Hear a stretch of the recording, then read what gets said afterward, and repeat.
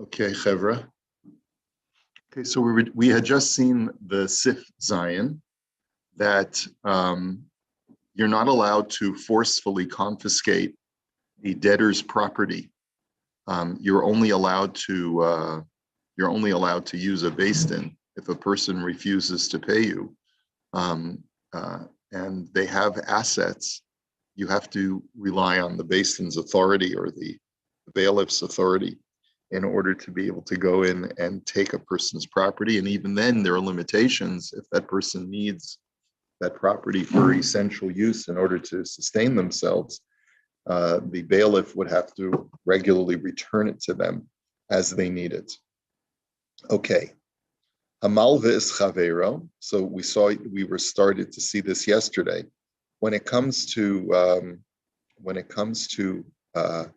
debts that are outside of loans. So, for example, I've provided service for someone and then they haven't paid me. These halachos don't apply, and we'll see more of that in Sif Yud Daled. Okay, let's see. Al-Pi Beistin, Bahamal Velo. This was the last thing that we saw yesterday, that if a person comes to Beistin, even if they're wealthy, and they demand to get payment even from a poor person, the Beistin may not basically have rachmanis on the debtor. They have to abide by the claim of the plaintiff, even if they feel that the defendant is a nebach and deserves compassion. That's not the role of the Beistin at that moment. Okay. Shechataf min halova b'shuk over below sase. He says, in the event that a person a creditor confiscates property from a debtor, whether it's in the marketplace, outside, or whether it's in his house, he violates a negative commandment. Be'emes de'ika b'zeh plugta bein harishonim. He says the truth is, says Rav Stern, that there's a machlokas here between the rishonim. Yesh omrim demin haTorah eno aser elim nichnas lebeso umashcheno. Some say that there's only a biblical prohibition if you enter into his home, his private home, and confiscate his property.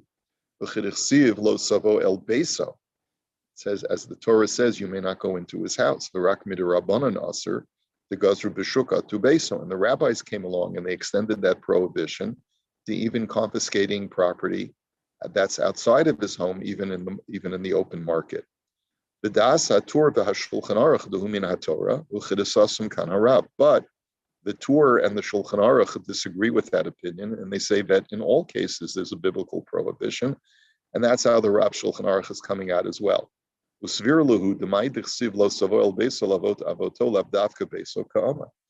they are of the opinion that it's not literally prohibited only when you go into his house. But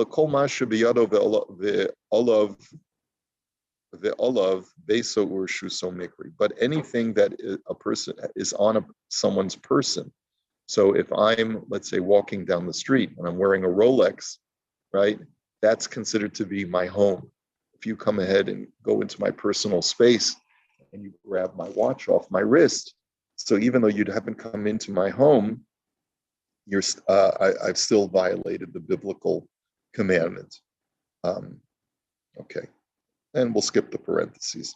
But anyway, it's just this is a side issue, whether it's a machlokas, whether it's only derabanan or deoraisa, if you confiscate property outside of his home. Okay, shenichnas lebeso shalomi daito, and he says this is true whether you take it from him in the marketplace or whether you go into his home without his permission and confiscate his property. He says it's not only prohibited if the guy is yelling, the debtor is yelling and screaming and says, "Get out of my house." Ela afilu ihu rak shotek ve'eno moche biyado. Let me just see, did I skip something? Rak shotek ve'eno moche biyado.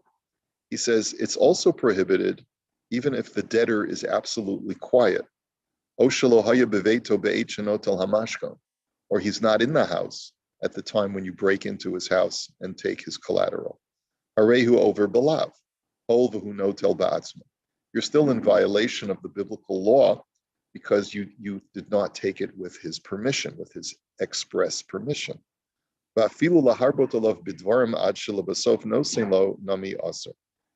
even if you are a sweet talker, you are able to finally put enough pressure upon him until he says, oh, just leave me alone already, take what you're going to take and get out of my house, right? That's also, you've committed an isser because you've barged into his home and put sufficient pressure on him until he feels he has no choice.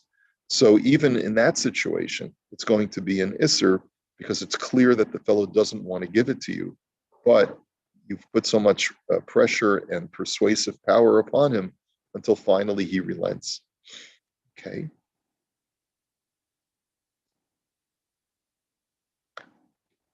Okay, shalomi da'ato, that if you come into his house without his permission and you take his property, aval midaito shari, but if he gives you permission, he says, please come over to my house. I have a very valuable baseball card collection, and I know I owe you the money.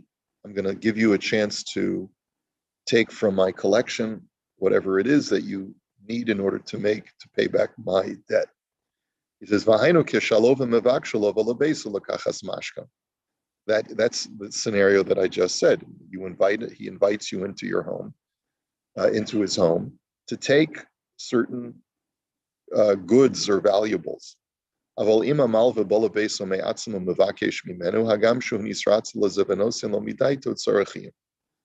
let's say the creditor comes unannounced into his house without an invitation. Comes in and says, you owe me a lot of money. I see you have some nice stuff. I'm assuming that you're going to use your nice stuff to pay me back what you owe me. I see a nice lamp over there. I see this, I see that. And if the guy finally says, okay, I'll give it to you, he says, that's not so clear whether you're in violation or not. He is.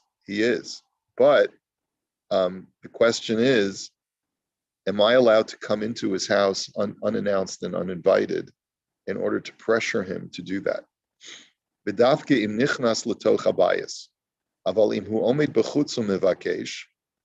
that's only if I come into his home unannounced. But let's say I ring his doorbell and I stand at the threshold of the house. And I say, look, I'm here to collect my debt. I'm not going to barge into your house. I'm not going to invade your privacy, but I'm sure you have items of value that you can give me that are inside your house to pay back your debt. That's absolutely permitted. Okay?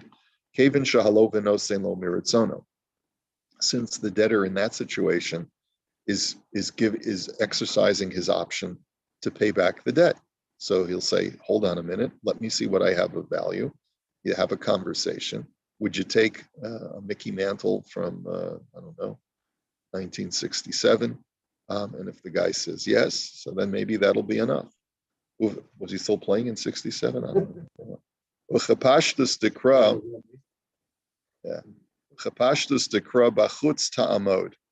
And that's really what the pasuk really implies. The Torah says literally, stand outside. And the man who is your debtor will bring the collateral item outdoors. Kasav ha'avas chesed, and the Chafetz Chaim writes in his Sefer Avas Chesed, Demutra lomar l'shlucho leilech lebeso shel halova v'lomar lo shiyavu mashkon al hachov. That you are allowed to send a third party. If you're a creditor, you can send a third party to your debtor's home and have a shaliach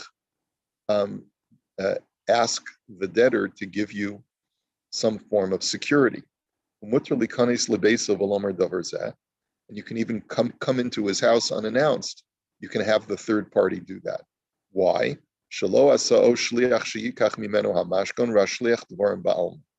Because all you did is you made the fellow your shaliach to use his words, not to confiscate. Va'azim halo v'nosin lo hamashkon mutar likach mimenu v'shlucho shelo v'hu v'lo shel hamalve. He says, because in that situation, if the debtor surrenders an item to that shaliach, he becomes now the debtor's shaliach and not the creditor's shaliach. In other words, I send a guy over to someone's house. I'm not barging into his house myself.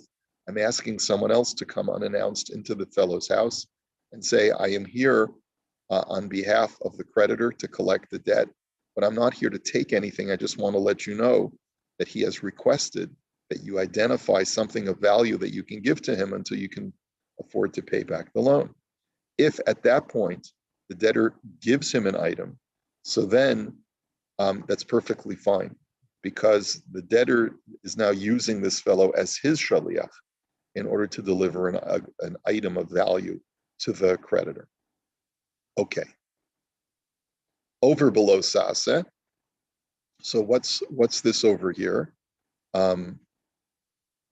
Again, whenever you forcibly take something, you are in violation of a negative commandment.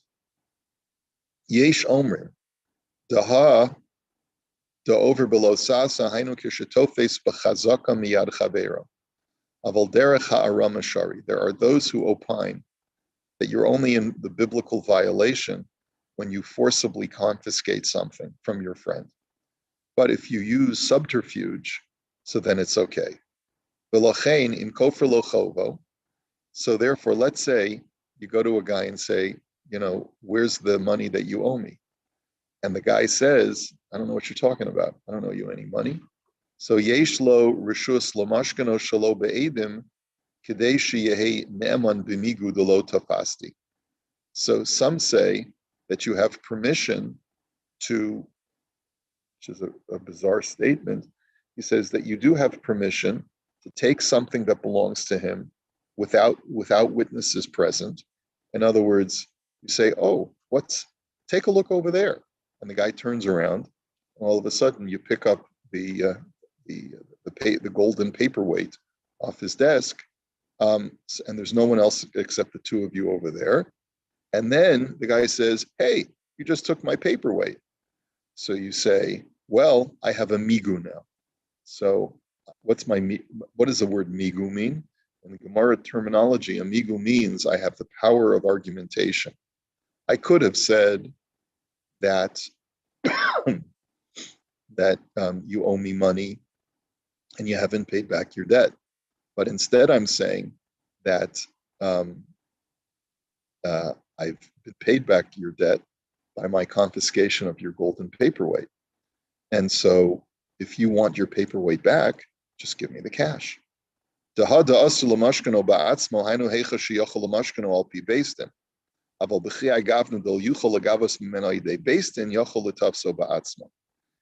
argument goes this way. If I can take someone to Beis Din and successfully have the Beis Din go into his property, go into his home and take his property, so then it is usher for me to take the property myself. But here the situation is the guy says, I don't owe you any money. There's no promissory note, and there's no way for me to prove that he owes me money. So in that situation, I can use this subterfuge to confiscate his property off his desk, so to speak, and then use that as a method, since I wouldn't be able to take him to Beis Din since I don't have any paper, so then it's permitted for me to do this. There is such an opinion, and this is the opinion who's he quoting over here. That's the Shilas Teshuvas Beis Ephraim. But he says, Abal Haktzos HaChoshen Kosav Delav Shaper L'Mevet Hachi, Hu Karov Le'Isser Torah. The Ktzos HaChoshen, which is Rabbi Aryeh Leib, I forget his last name, who is a prolific author, says that you're not allowed to you shouldn't do this, and it may even be a biblical prohibition, even though this is the only way that you can get paid. And anyone who is upright in his heart should not be lenient on this matter.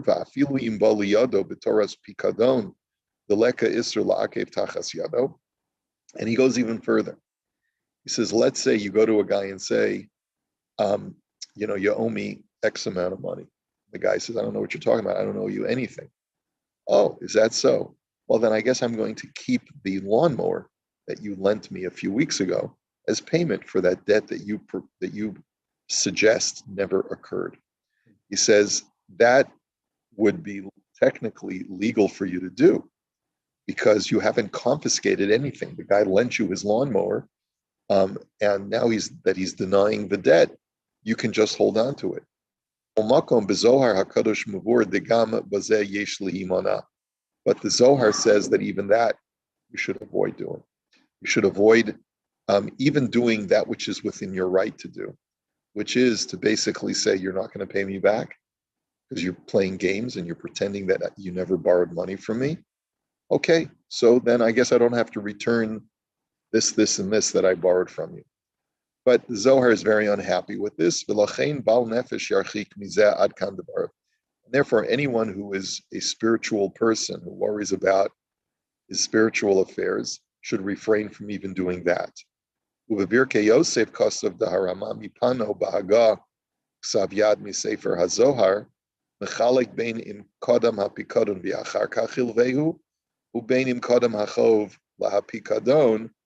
says, he writes that there is this Ramami Pano writes as follows.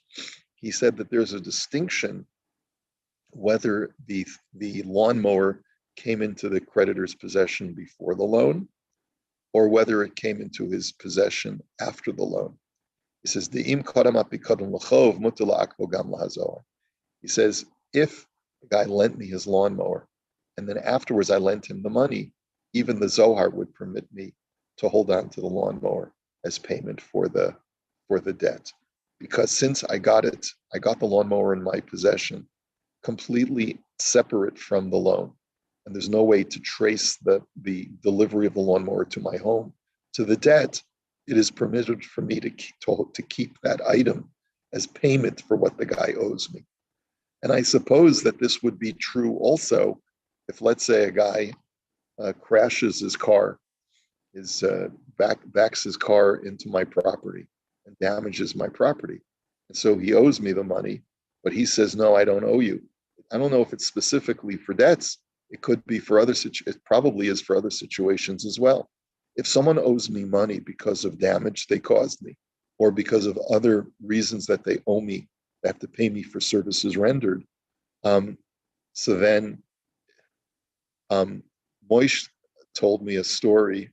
I'm not sure I'll have to ask him. Maybe I'll wait till he comes back, where a similar situation happened. But we'll talk about that later. Anyway. Where you don't, no paper, there's no proof. It's your word against his. That's right. That's right. In other words, in a situation where I can't prevail in court because I don't have paper or there are no witnesses, so then there is the technical right that as long as I didn't take it physically from him, but it was already in my possession, so then it's permissible for me to do this. But the Zohar says it's not so good even in that situation.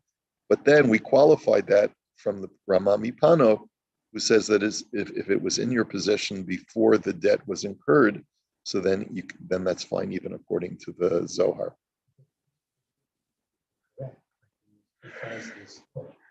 So, Of course, there's two sides to the story. So you tell the guy, let's go to Beis Din. If you think that the lawnmower that I have in my possession that is yours, you're entitled to get it back, but you're denying that I owe you this money.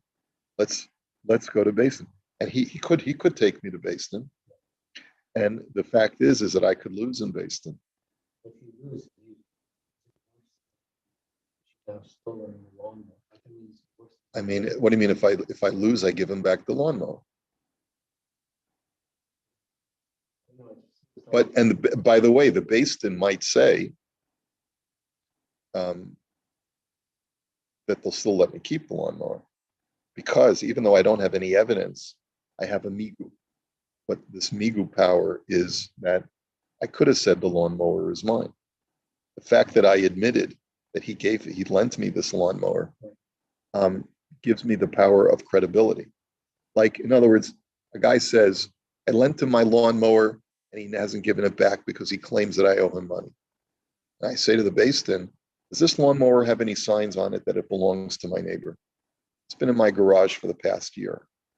It could very well be mine, but I'm going to entertain his claim with the following counterclaim. Rabbi side, the rabbis of the Beis Din, I lent him such and such amount of money, totally is pretending that that debt never occurred. So I'm holding on to the lawnmower until he pays me back. They might rule in my favor. Rabbi? Yes, Shmuel. Yeah, would the Beis Din take into consideration what's mechaber alav haraya? And since he has no proof, of course they might take that into consideration, but who's holding on to the lawnmower? So they might say, bring proof that this claim is false also. In other words, the status quo, most mechaber alav haraya means you maintain status quo of ownership. It's not so clear to me that this would be a clear-cut motzi mechaber olav haraya case, right? Interesting. Okay, thank you. Yeah. I guess this talks about why you really need the paper. Always have paper on those loans. Yeah. Yeah. Yeah. Right. Okay. So now, when the Torah says that the debtor has to produce the collateral or the security out of his house and give it to the person, it's not talking about a private individual, but rather it's referring to the bailiff. It's referring to the representative of Beis Din, because a representative of Beis Din could physically confiscate it if the guy refuses. He says, one second, sorry. B'shliach Beis Din hakasav medaber. That's talking about a representative of the Beis Din, sheyochel lechaposo lahotzi havot hachutza, who can coerce the person to bring the item outside.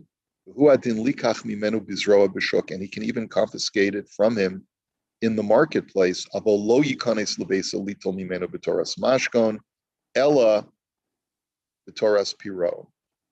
Right? He says, and the bailiff can, if he's taking the item as just security for payment of the loan, he's not allowed to barge into his house. But if he's coming to actually collect the debt with the items in his home, he can even barge into his home. Okay. So in this respect, the Imrei Yaakov says, that the bailiff of the court can even use physical force in order to get into the house, and if the guy refuses, he can even use physical force to restrain him, or to use his fists in order to get the guy to surrender his Rolex. Give us that Rolex. No, my wife gave it to me in the Yichud room. I'm not giving it to you.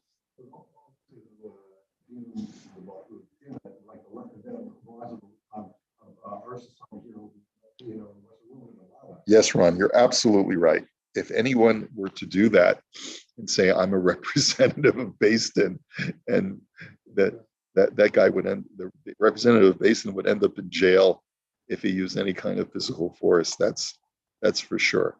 That's for sure. And that's the reason why when you go to Beis Din, you sign a binding arbitration agreement. And what happens is that if the Beis Din paskins that you are liable and you refuse to abide by the ruling of the Beis Din, the courts can then enforce it. The secular courts can enforce it with that binding arbitration agreement. Now, what happens? What's the law if the bailiff comes to your home and to collect the repo man? You know what the repo man is, right? So how do they repossess your possessions? I guess you could barricade yourself in the house, but eventually you got to open the door, and then the repo man has to figure out a way to come into the house. There must be laws. I don't know what the laws are about repossession of property. I don't know what they are. I remember years ago, how long ago it is, we did a students program in Israel, actually, and we were all worried because apparently the hotel was in financial difficulty, and they told us someone may knock on the door to take all the TVs from the rooms to pay off the loans. Right? Wow. Sounds like something that could only happen in Israel, right? I mean, it could. It didn't happen while we It were could. there, but I mean, it could happen in Latvia also, I suppose, right? Or in any economically depressed country. So, yeah, back, 30, 40, 50 years ago, whenever you were there, something like that. 50. Well, all right. I don't know. But, 47. but back in the day, yeah, things were very economically precarious in Israel. It's true. Okay. Okay. So it's an important point that you raised, Ron, which is these halachas would not apply in any situation where the Beis Din does not have the jurisdiction to use physical force, and that would apply in all secular societies today. Okay. Now, let's see. Ella b'toras piron. They are only allowed to come into the house if they're there to collect the debt, not if they're there to just take a security item until you pay the debt. Okay. So we're going to have to hold it here for today. We'll finish Amir Tzashem the Sif on what's today, Friday. So we'll finish on Monday. Amir Tzashem. I want to wish you all a meaningful Tisha B'Av. So remember, Shabbos is a time when we celebrate the seeds of our redemption that are inherent in the ashes of destruction. Because Tisha B'Av is a day when both occur. I'll talk about that tonight in Mitzvah Shemet Mincha. Have a great Shabbos, everybody.